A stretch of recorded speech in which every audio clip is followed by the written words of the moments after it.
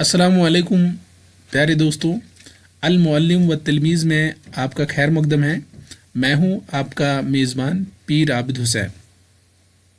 Assalamualaikum my dear students. Today we are going to learn about the file system, storage and backup of the files.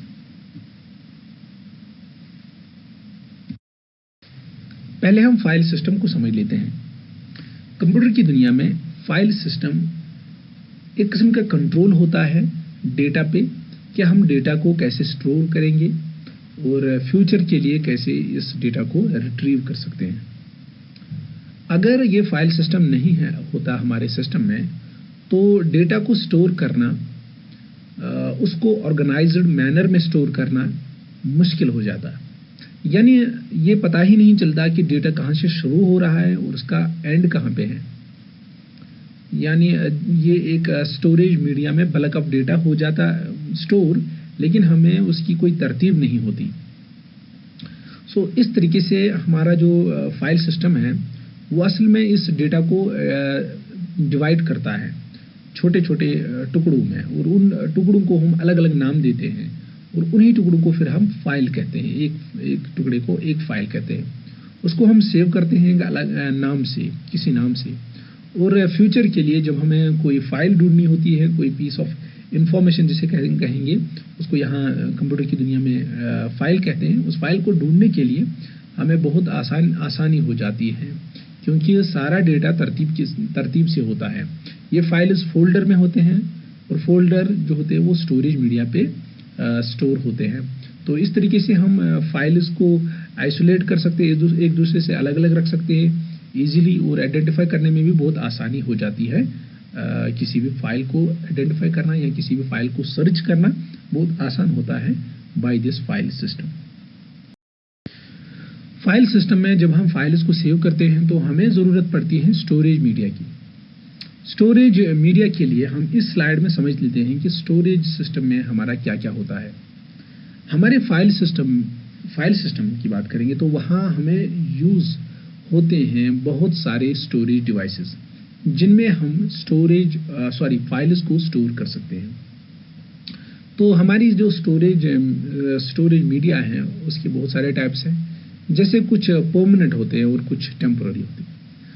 तो हमेशा जब भी हमें file save करनी होती है तो ये परमानेंट होनी चाहिए। क्योंकि इसकी वजह यह है क्योंकि ये फाइल हमेशा हमें फ्यूचर के लिए फ्यूचर में इस्तेमाल होती है, फ्यूचर के लिए सेव करते हैं इस फाइल को। इसलिए जब हम डेटा को स्टोर करेंगे, जब हम इस फाइल को सेव करेंगे तो ये फाइल ऐसे स्टोरेज मीडिया पे सेव होनी चाहिए जो परमानेंट स्टोरेज डिवाइस हो।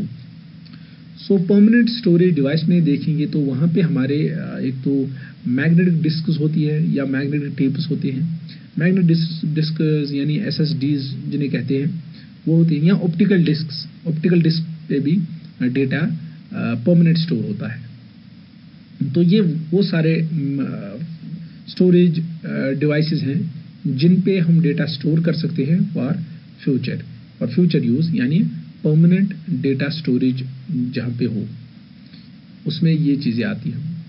लेकिन हमें हमें जो फाइल्स हमारी होती है वो हमें कभी कभार हमारे मेन मेमोरी पे भी चाहिए।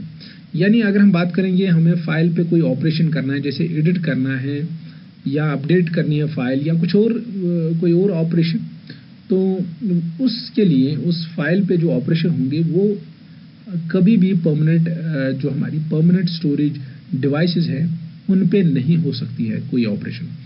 फिर हमारे फाइल सिस्टम के ज़रिए से हम उस फाइल को ऑपरेटिंग सिस्टम उस फाइल को परमानेंट मेमोरी से फैच करता है और एट दैट टाइम वो मेन मेमोरी पे उसे रखता है। यानी मेन मेमोरी पे वो फाइल टेम्पोररीली सेव हो जाती है और उस फाइल में हम जो भी ऑपरेशन चाहते हैं वो ऑपरेशन उस पर हो जाएगा।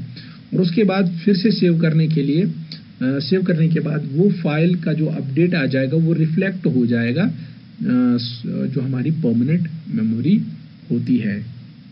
तो इसलिए हम ये भी कह सकते हैं कि मेन मेमोरी पे भी कभी कभार हमारी फाइल सिस्टम के ज़रिए से हमारी फाइल्स होती हैं, तो वो फाइल सिस्टम हम उसे टेम्पोररी फाइल सिस्टम कहते हैं, क्योंकि वो शॉर्ट टर्म यूज़ के लिए होता है। स्टोरेज सिस्टम को समझने के लिए मैं समझता हूँ यहाँ एक एग्जाम्पल देने की ज़रूरत है, और मैंने एक एग्जाम्पल ली है आपकी लाइब्रेरी की।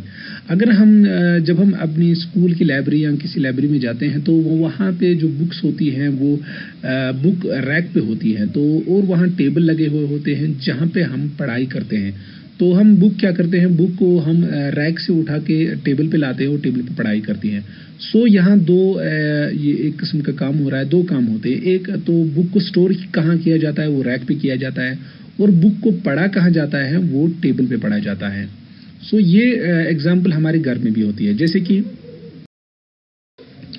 हम देखते हैं हमारे घर में भी यही ऐसी एक एग्जाम्पल है। जो हमारी अलमारी होती है, बुक अलमारी, उसमें जो हम या बुक रैक या जो भी आप नाम दोगे, तो वहाँ पे जो बुक स्टोर होती है, बुक जहाँ पे हम स्टोर करते हैं, तो वो एक परमानेंट स्टोरेज का काम करता है। यानी यहाँ पे बुक्स जो होती है स्टोर होती है परमानेंटली, और उसके बाद जब हमें बुक चाहिए तो हम वहाँ से उठा के उसे टेम्पररी स्टोरेज पे लाते हैं, यानी टेबल पे लाते हैं। ठीक है, तो यहाँ पे पहले अगर जगह है होती है टेबल पे, तो इसका मतलब पहले हमें स्टोर करना है, उस पर रखना है, उसके बाद जो भी ऑपरेशन उस बुक पे करनी है वो हमें यहाँ करनी है। तो ये बेस्ट एग्जाम्पल है हमारे जो स्टोरेज सिस्टम है, सिस्टम का, जो हमारे स्टोरेज सिस्टम कंप्यूटर का है।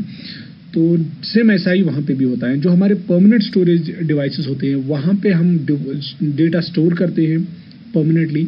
तो वहाँ से जब हमें उस पर कोई ऑपरेशन करना होता है, तो वो वहाँ से हम लाते हैं और अपनी टेम्पोररी स्टोरेज डिवाइसेस जो हमारी होते हैं, जैसे फॉर एग्जाम्पल रैम होती है, तो उस पर पहले वो डेटा आ जाता है, उसके बाद ऑपरेशन उस टेम्पोररी स्टोरेज पे होती है। तो मैं समझता हूँ this is the best example for storage system. Files को सेव करने के बाद फाइल सिस्टम की सिक्योरिटी बहुत अहम है। सिक्योरिटी से रिलेटेड बहुत सारे थ्रेट्स रहते हैं कि हो सकता है कोई अटैक हो, साइबर अटैक, जिसे हम मालवेयर या डेटा ब्रीच कह सकते हैं। ऐसे ही हो सकता है फायर, फ्लड या कोई फिजिकल डैमेज हो सकता है। तो या कोई और जैसे इंटरनल थेफ्ट हो सकता है, किसी ने डेटा को बदल दिया, यानी फ्रॉड हो गया, डेटा फ्रॉड जिसे कहते हैं। तो ये सारी चीज़ें जो है ये सिक्योरिटी रिलेटेड होती हैं, यानी इन पे हमारी सिक्योरिटी होनी चाहिए।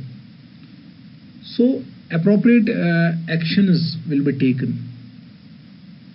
जो हमारी रिकॉर्ड मैनेजमेंट है उसमें प्रोटेक्शन के बहुत सारे टाइप्स हो सकते हैं, लेकिन यहाँ जो फाइल सिस्टम की बात करेंगे तो वो फाइल सिस्टम हो सकता है पेपर में हो या इलेक्ट्रॉनिक फॉर्म में हो, यानी या हमारी हार्ड कॉपी हो फाइल्स की, या हमारी इलेक्ट्रॉनिक फॉर्म्स हो, यानी जिन्हें हम डॉक्यूमेंट्स कहते हैं, इलेक्ट्रॉनिक डॉक्यूमेंट्स। तो ये दोनों टाइप्स जो हैं, इन पे दोनों पे सिक्योरिटी होनी ज़रूरी है। तो इसलिए 3 टाइप्स की ये सिक्योरिटी कह सकते हैं हम अपने फाइल मैनेजमेंट में, जो हम डिवाइड कर सकते हैं इसकी सिक्योरिटी टाइप्स। एक ये है कि हम फिजिकल डैमेज से कैसे बचें, यानी अगर फ्लड हैं, फायर हैं, ये दोनों पे अटैक कर सकता है कि अगर हमारे इलेक्ट्रॉनिक फॉर्म है उस पर भी अटैक हो सकता है ये, या अगर हमारा ये है क्या पेपर डॉक्यूमेंट है तो उस पर भी इस सिक्योरिटी का इशू है। ऐसे ही एक्सटर्नल डेटा ब्रीच, यानी अगर कोई किसी वायरस का अटैक हुआ या किसी ने डेटा साइबर यानी हैक कर लिया, तो इसे साइबर क्राइम में शुमार किया जा सकता है। इस रिलेटेड भी हमारी सिक्योरिटी होनी चाहिए। या कभी कभार ऑर्गेनाइजेशन में ही कभी कभार डेटा चोरी हो जाता है या डेटा तब्दील किया जा सकता है, और उस तरीके से भी हमारी कोई ना कोई सिक्योरिटी होनी चाहिए। So these are the 3 main security types regarding with the record management और the file management. Paper record की बात करेंगे, यानी पेपर डॉक्यूमेंट जो हमारे होते हैं उन पे सिक्योरिटी कैसी होनी चाहिए। पहले हम देखते हैं इनमें खतरा क्या क्या है। एक तो है एनवायरमेंटल हैजार्ड से हमारा डेटा लॉस हो सकता है, अगर वो in the form of document जो हमारे हैं वो पेपर फॉर्म में है। तो एनवायरमेंटल हैजार्ड में हम बात करेंगे तो वो जो फ्लड है, फ्लड से हमारा डेटा फ्लड से हमारा जो है पेपर रिकॉर्ड डिस्ट्रॉय हो सकता है। ऐसे ही अगर हम बात करें फायर की, वो भी एक एनवायरमेंटल हैजार्ड है, तो उससे भी हमारा पेपर रिकॉर्ड जो है वो खतरे में पड़ सकता है। और एक इससे रिलेटेड है कि अगर इंफॉर्मेशन चोरी हो गई, यानी पेपर डॉक्यूमेंट्स की चोरी हो गई, या उसमें किसी ने चेंज कर दिया यानी फ्रॉड हो गया, गलत डॉक्यूमेंट ऐड किया और ओरिजिनल ले लिया, और वो गलत डॉक्यूमेंट जो वहाँ पे स्टोर किया वो फ्रॉड है।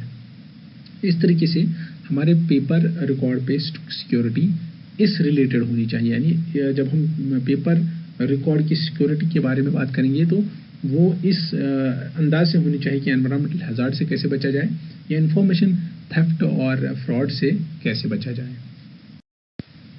अब अगर हमारे डॉक्यूमेंट्स या जो हमारा डेटा है वो इलेक्ट्रॉनिक फॉर्म में है या इलेक्ट्रॉनिक रिकॉर्ड्स जिसे कहते हैं, तो उसकी सिक्योरिटी कैसे हो सकती है। यानी डॉक्यूमेंट मैनेजमेंट सिस्टम सॉफ्टवेयर जो हमारे पास होते हैं, जो हमारे डिजिटल डॉक्यूमेंट्स को मैनेज करते हैं, उन सॉफ्टवेयर में ये बहुत सारे टूल्स होने चाहिए, या उनमें बहुत सारे तरीके ऐसे होने चाहिए जिनसे हम इस डॉक्यूमेंट पे एक्सेस कंट्रोल लगा सकें। और जो डेटा हो इनमें होता है, यानी इन फाइल्स को एन्क्रिप्शन के ज़रिए से डेटा को यानी फाइल्स को प्रोटेक्ट कर सकते हैं। एक्सेस कंट्रोल का मतलब ये होता है कि जब भी हम डेटा को फाइल को ओपन करेंगे या कोई और ऑपरेशन चाहते हैं फाइल पे, तो एट दैट टाइम वो हमसे ऑथेंटिकेशन चाहिए कि whether the user is authentic और नॉट। तो इसी तरीके से अगर डेटा ट्रांसफ़र करना है from one place to another place, तो ये एनक्रिप्टेड डेटा ट्रांसफ़र होना चाहिए, ताकि अगर इसे कोई रिट्रीव कर भी सके, अगर कोई इसे बीच में इस फाइल को कैच कर भी लेते, लेकिन उसके बाद उसके पास जब फाइल मिलेगी तो वो एनक्रिप्टेड फाइल होगी, यानी वो यूजलेस उसके लिए होगी। तो ये हमारी सिक्योरिटी हो सकती है इलेक्ट्रॉनिक रिकॉर्ड से रिलेटेड, यानी जो अगर हमारे डॉक्यूमेंट्स डिजिटल फॉर्म में हैं तो उनकी सिक्योरिटी ऐसे होनी चाहिए। अब हमारा है backup and recovery. File system में बैकअप एंड रिकवरी बहुत ही इम्पॉर्टेंट है, क्योंकि इंफॉर्मेशन टेक्नोलॉजी में जब हम डेटा को सेव करते हैं, यानी फाइल सिस्टम में जब हम फाइल्स को सेव करते हैं, तो उसकी एक कॉपी हम बना लेते हैं जिसे हम बैकअप कहते हैं। पूरे फाइल सिस्टम की एक कॉपी हम सेव करते हैं, क्लोन उसका बनाते हैं, और वो क्लोन हम किसी दूसरी जगह सेव करते हैं। यानी अगर हमारा डेटा अभी इस सिस्टम पे है, किसी भी आपने सिस्टम पे जो आपका फाइल सिस्टम है, आपके सिस्टम में जो सेव फाइल सिस्टम है, उसकी एक कॉपी बना लेते हैं और वो कहीं दूसरी जगह सेव की जाती है। तो उस सेव्ड फाइल जो हमने दूसरी जगह रखे हैं उसे बैकअप कहते हैं। तो इस बैकअप को कभी कभार हम अपने सिस्टम पे जब हम इसे वापस लाते हैं तो उसको कहते हैं हम रेस्टोर करना, यानी फाइल इसको हमने फिर से रेस्टोर किया, फिर से वहाँ बैकअप से लाके हमने उस जहाँ पे हमने इसे सेव किया था वहाँ से लाया, फिर अपने सिस्टम पे सेव किया, तो उसे कहेंगे हम रेस्टोर, या इसे हम रिकवरी कहते हैं, यानी रेस्टोरिंग ऑफ द डेटा, जो भी हमारा डेटा था। अब सवाल ये है कि हम इसको क्यों रखते हैं। असल में हमें जो थ्रेट होता है कि कभी कभार हो सकता है कि हमारा डेटा लॉस हो गया, या कभी हमारा एक्सीडेंटल डिलीट हो गया डेटा, या कभी कभार हो सकता है कि डेटा करप्ट हो गया। सो ऐसी इन थ्रेट से बचने के लिए हम डेटा को सेव करते हैं किसी दूसरी जगह, तो उसे बैकअप कहते हैं, और जब हम उसे रेस्टोर करते हैं तो उसे हम रिकवरी कहते हैं। जब हम उसे फिर से, अगर हमारे पास डेटा लॉस हुआ है, डेटा डिलीट हुआ है, डेटा करप्शन ऑफ डेटा हो गया है, यानी डेटा करप्ट हो गया है, तो इन सच केसेस हम डेटा को रिकवर कर सकते हैं। तो ये बहुत ही ज़्यादा दोनों बैकअप एंड रिकवरी, ये जो है ये दो बहुत ही इम्पोर्टेंट हमारे पास इम्पोर्टेंट फीचर होते हैं डेटा मैनेजमेंट सिस्टम में, या हम कह सकते हैं फाइल मैनेजमेंट सिस्टम में। Thank you for listening and have a good day.